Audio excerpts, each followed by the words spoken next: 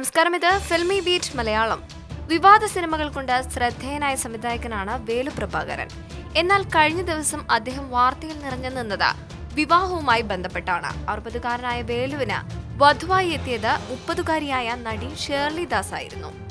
വേലു തന്നെ സംവിധാനം ചെയ്ത പുതിയ ചിത്രം ഇയക്കുനരിൻ ഡയറി എന്ന സിനിമയുടെ പ്രീമിയർ ഷോ നടക്കുന്ന ചടങ്ങിൽ വെച്ചായിരുന്നു ഇരുവരുടെയും വിവാഹം പ്രഖ്യാപിച്ചത്. വിവാഹമോതിരം പരസ്പരം കൈമാറുകയും ചെയ്തു. എന്നാൽ ഈ വാർത്ത വന്നതോടെ ഇരുവരെയും പരിഹസിച്ച് നിരവധി പേർ വിമർശനവുമായി രംഗത്തെത്തി.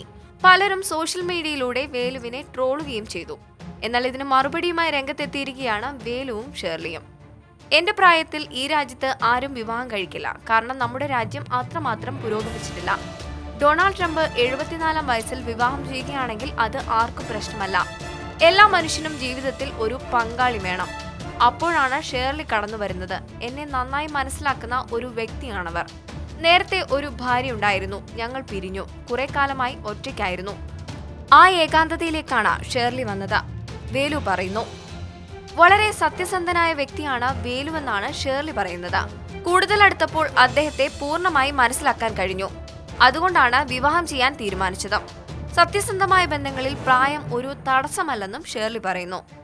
വേലു പ്രഭാകരൻ സംവിധാനം ചെയ്ത ഇത് കാതൽ കഥ എന്ന സിനിമയിൽ ഷേർലി അഭിനയിച്ചിട്ടുണ്ട്. കഴിഞ്ഞ 15 വർഷമായി നല്ല സുഹൃത്തുക്കളായിരുന്നുവെന്നും ഇവർ വെളിപ്പെടുത്തി. ഈ റിപ്പോർട്ടിനോട് നിങ്ങൾക്കും പ്രതികരിക്കാവുന്നതാണ് കമന്റിലൂടെ. വിനോദ ലോകത്തു നിന്നുള്ള കൂടുതൽ വാർത്തകൾക്കായി സബ്സ്ക്രൈബ് ചെയ്യുക ഫിൽമി ബീറ്റ് മലയാളം.